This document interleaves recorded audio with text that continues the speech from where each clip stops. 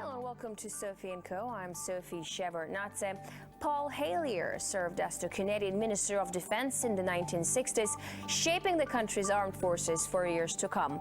It was only in his retirement that he says he made a life-changing discovery. He became the first cabinet-level politician from a G8 country to publicly state that there is extraterrestrial life present on Earth. Is this an elaborate fantasy? Are aliens science fiction? Or is there something to claims of their existence? Extraterrestrial life. For ages, humanity has wondered, is there anything else in the cold darkness of space? Skeptics say there is no proof, but there have always been those who dared to dream. And some even claim to have seen things with their own eyes. Do aliens exist? Are they already here? Do they pose a threat or a chance for salvation? Honorable Paul Hellyer, former Minister of Defense of Canada, and he believes that life forms from space exist and are present on Earth. It's great to have you with us on our show. Why do you say that UFOs are as real as the airplanes flying over our heads? Well, because I know that they are. They've been, as a matter of fact, they've been visiting our planet for thousands of years. And one of the cases that would interest you most, if you give me 2 or 3 minutes to answer, is during the Cold War, 1961, there were about 50 UFOs in formation flying south from Russia to across Europe. And the Supreme Allied Commander was very concerned and about ready to press the panic button when they turned around and went back over the North Pole. So they decided to do an investigation, and they investigated for 3 years, and they decided that with absolute certainty that 4 different species at least, had been visiting this planet for thousands of years.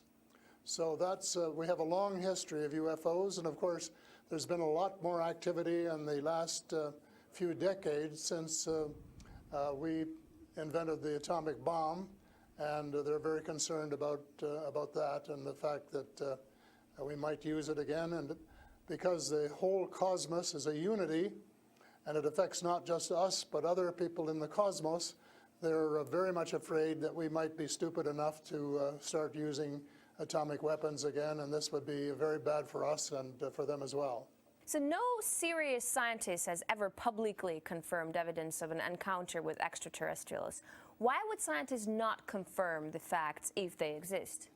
I'm afraid they must go out of their way not to find out. Because if they did, you know, even 10% of the amount of research I've done in the last 8 years, they would be as convinced as I am. I mean, they could do it even faster. Might take them a little longer when they didn't have a military background. But there are so many wonderful books that tell these stories, and they've been authenticated. The sightings have been authenticated by more than one witness, and also by radar. And they have landed in various places around the world, including Russia. There's a famous case there. I can't remember the name of the place, but it was widely reported at the time. A man wrote a book about it, and then the French bought the book rights so that it wouldn't be circulated around. There's just so much evidence. If anybody will take the time off to do a little bit of research and study. But people just are, you know, some people are interested and will take the time, and the others just say, oh, you know, it's just fantasy. Mm-hmm. But since I've been public on this subject, I get, probably 3 or 4 emails a week from all over the world, from people who have actually witnessed sightings. And some of them who have actually been on the ships, and some of them who have actually been transported to another planet. And so this information is not, you know, it is top secret in a way that the governments aren't talking about it. But if you listen to the whistleblowers and the people who have worked in the industry and who know what is going on, there is just a lot of information out there and it doesn't take very long to get your hands on it. But see, the problem is that some people who report UFO sightings and alien abductions have been shown to make things up to make things up to be famous, to make money, or just for a prank. How do we tell fiction from a fact? Well, you have to spend a lot of time trying to find. We used to say separating the wheat from the chaff, and it takes a lot of effort. When I was minister, I got sighting reports, and when we checked them out, about 80%, about 8 out of 10, were not real. There were sights of Venus or plasma or a dozen other things, but there were 15 or 20% for which there was no explanation, and they were the genuine unidentified flying objects. These things go way back. One of the conferences I went to was in Las Vegas, was promoted by a chap who had written a book about crashes. And there were dozens and dozens and dozens of them, and many of them very, very well authenticated, so that it would be impossible to read all of that evidence and not to come to the conclusion that these vehicles were real. Have you ever had your own encounter with aliens? Not an encounter with aliens, no. I have seen a UFO about 120 miles north of Toronto over Lake Muskoka, where I have a cottage. And 2 years ago, last Canadian Thanksgiving, which is October, my wife decided she wanted to go out and look at the stars. So I'm not much of a night man, but I put on my cap and went out with her. And she looked into the eastern sky and said, "There's a star." And I turned around the other way and I said, "Oh, there's a much brighter one over here." And she looked and it was. And we watched it until our necks almost broke for about 20 minutes. And it was definitely a UFO, because it could change position in the sky by 3 or 4 degrees in 3 or 4 seconds. And I checked out, there were no satellites that could do that. The space station wasn't going by, and it isn't able to move that fast anyway. And there was no other explanation except that it was the real thing.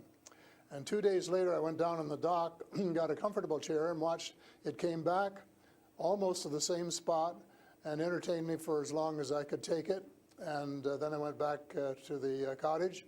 But it was very interesting, because it would drop down in the sky and then it would roar back up, and then it would shift across a few degrees and do a circle and come back at a speed, but just astronomical speeds. As you know, they travel very, very fast. So does it just look like a falling star that falls really quickly and then rises again? What does it look like?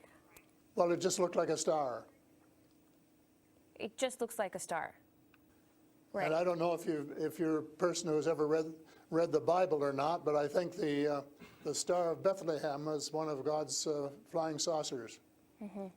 But you also tell me that people write you emails, 3 to 5 emails a week, and they've actually been abducted, or they have encounters with the aliens. Do they actually tell you what these aliens look like? I mean, everyone's interested.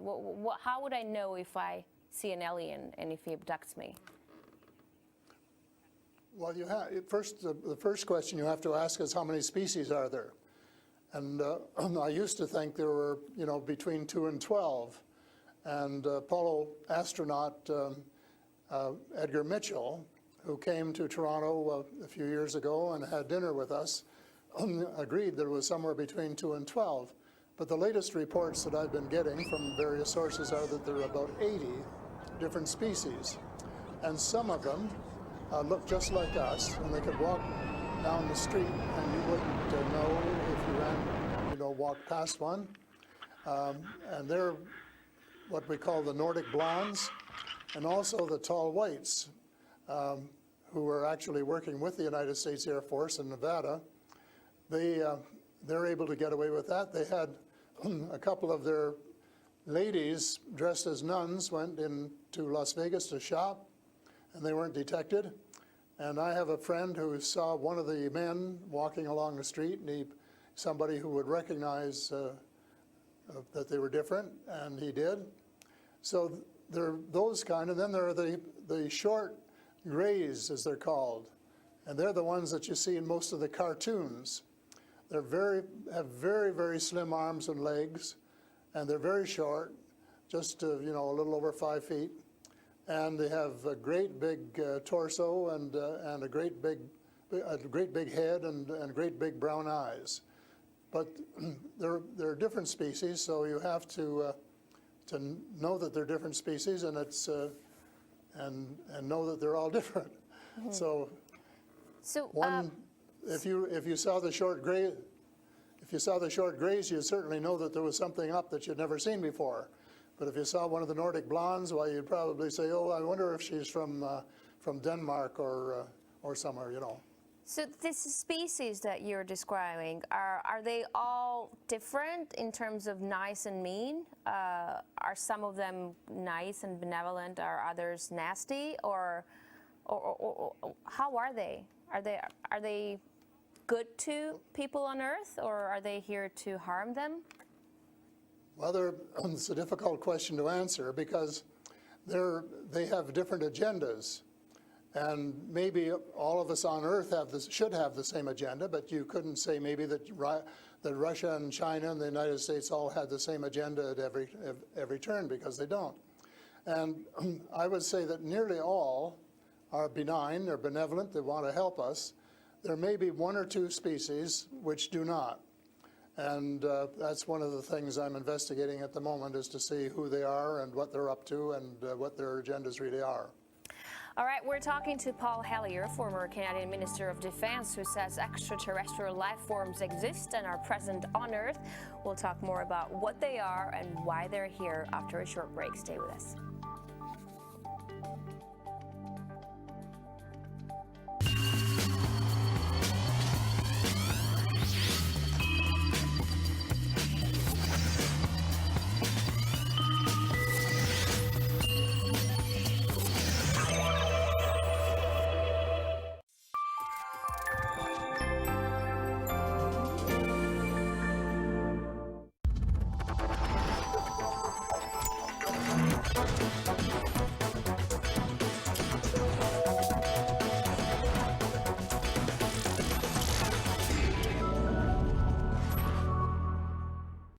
On their way to Antarctica, the crew of the academic Fyodorov face many challenges. Here you have to look out for yourself. Crashing onto rocks, trapped in pack ice. In extreme conditions, anything can happen. Antarctica always comes up with surprises. You have to keep your eyes open because there's always something going wrong.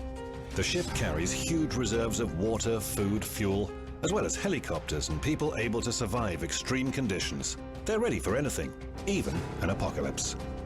She's really an incredible ship.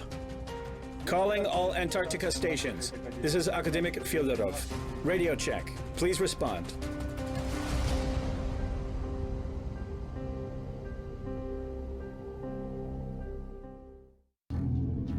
Unexplored Antarctica. What is it in this icy expanse that attracts the people who come here? Now I only go to the dacha and Antarctica. A new generation of polar explorers is coming.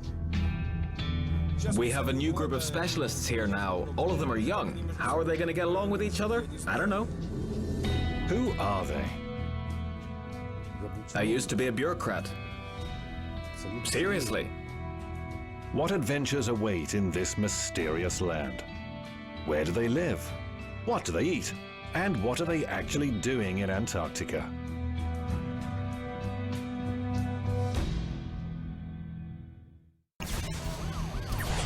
"12 months of change. The moments which redefine the world we live in. RT was there to bring you the full picture. Clash with the police. The police are holding their envoy to close a camp that is a dark spot on American. Build the barricades which the police had taken down. On New Year's Eve, our global team of reporters and contributors revisit the key events of 2013 and outline what to expect next. Join Anissa Nawi and Kevin Owen for our annual 2-hour news special. Start 2014 with RT.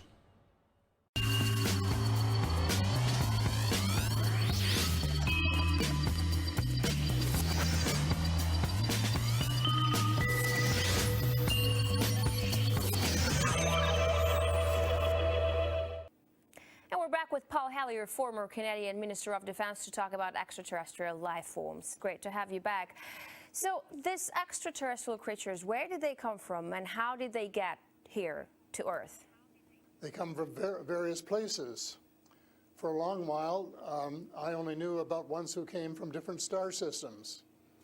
The Pleiades and Reta Reticula and several other star systems, but in the last few months I have met people who have made me aware of that there are some in our star system, and that there are actually extraterrestrials who live on a planet called Andromeda, which is one of the moons of Saturn, and that there are others on Venus and some on Mars, and that they may be interacting between themselves. I suspect that they are, because there is what is called a federation of these people, and they have rules. For example, one of the rules is that they don't interfere in our affairs unless they're invited to.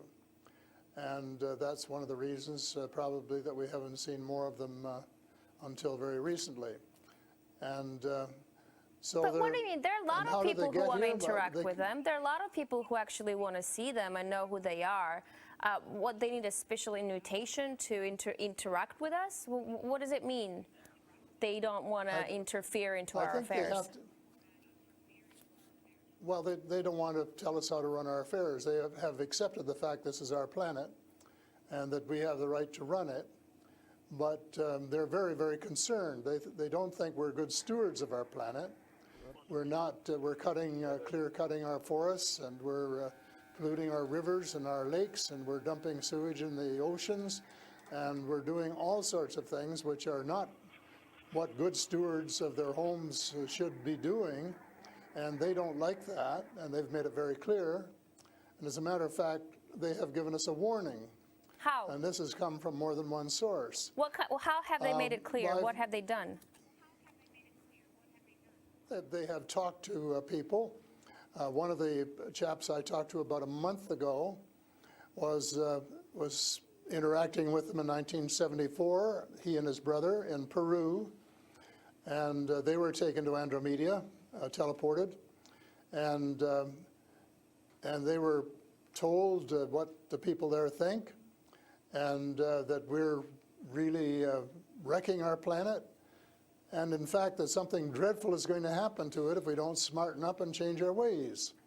We spend too much time fighting each other. We spend too much money on military expenditures and not enough on feeding the poor and looking after the homeless and the sick, and that we are polluting our waters and our air, and that we're playing around with these exotic weapons, thermonuclear weapons and atomic weapons, which have such a devastating effect both on our Earth and on other areas in the cosmos, and they don't like that.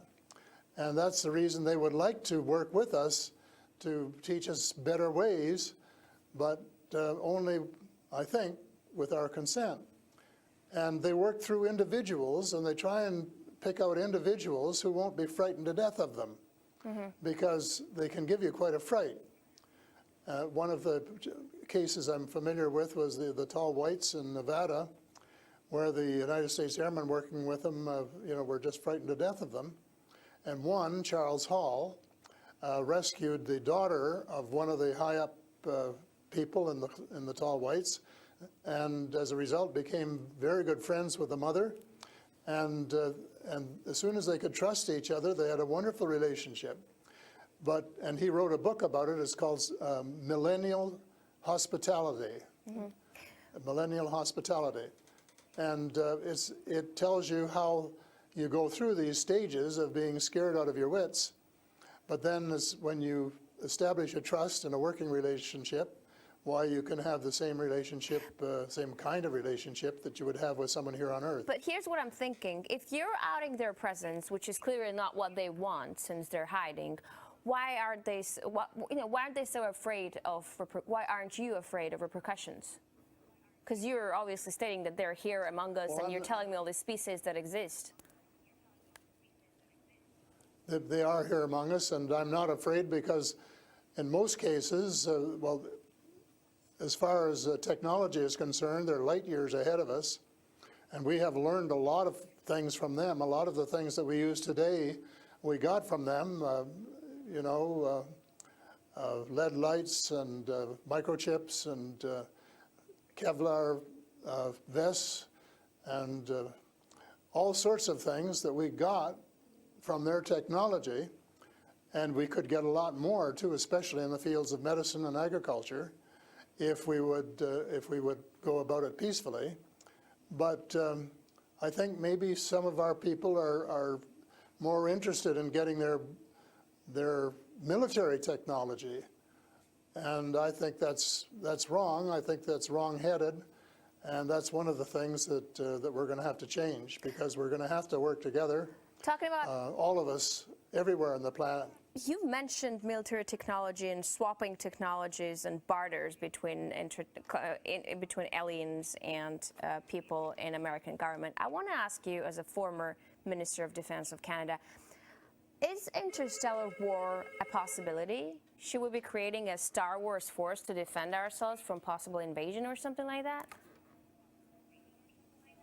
Well, I think it's a possibility, but it's a possibility especially if we shoot down every UFO that comes in our airspace without asking who they are or what they want.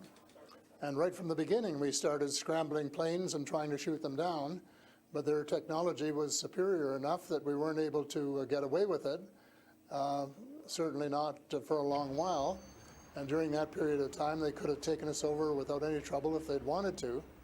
So I think we have to, rather than develop our own Star Wars, Earth Star Wars, to protect ourselves against them, that we should work with the benign species, who are the vast majority, and work together and rely largely on them, of course, and cooperate so that we would be contributing something at the same time. But I don't think there's any point in us developing a galactic force that would tempt us to go out on our own and get into mischief, which is one of the things I think some of them are concerned about. But what do you expect to happen if people start to believe in alien existence on Earth? Because things are definitely going to change. Our lives aren't going to be the same anymore. Well, I hope that's the case. I hope that's the case, and I'm all for full disclosure, and I'm going to push very hard for full disclosure in the book I'm writing, and to give some reasons for it, things that we really have to know and have a right to know, and that our future as a species, and here I mean, you know, all of the species in the world, are potentially at risk if we don't figure out what's going on and work together to try and make life more amenable for all of us. But and to work with our neighbors from other planets as well. But still, like, I'm thinking to myself, if they've been here for such a long time, as you say, and they're interested in helping humanity, as you say, why is our world such a mess? I mean, if you want to help someone, you just help someone. You don't wait that someone to invite you to help that someone, no? Well, I don't, you know, it's something that I think parents can sometimes say to their children, this is what you should do. But that doesn't mean the children are going to do it, does it? Because the cosmos is based on free choice. And we're given the option of making mistakes, of making wrong choices. And I guess what bothers some of us is we've made too many wrong choices and not enough right choices. So we're going to have to start switching our priorities and stop spending so much time and effort and weapons to kill each other or to dominate each other, and spending a lot more time on how to help each other to have a better life and a more just society, and a life which is healthier and where the health care is better, and where the food distribution is better, and where the air is cleaner and the water is cleaner, and all of those things that are waiting to be done if we just get together and row, as we say, rowboat, row in the right direction, the same direction. And it's possible, but it's a tall order, and so far we haven't done it. My thesis will be that we have to do it, and we have to start doing it right away. Thank you so much for this interesting interview and insight on extraterrestrial life. That was Paul Hellyer, former Canadian Minister of Defense, who says aliens exist and live among us on Earth. That's all the time we have for today. I will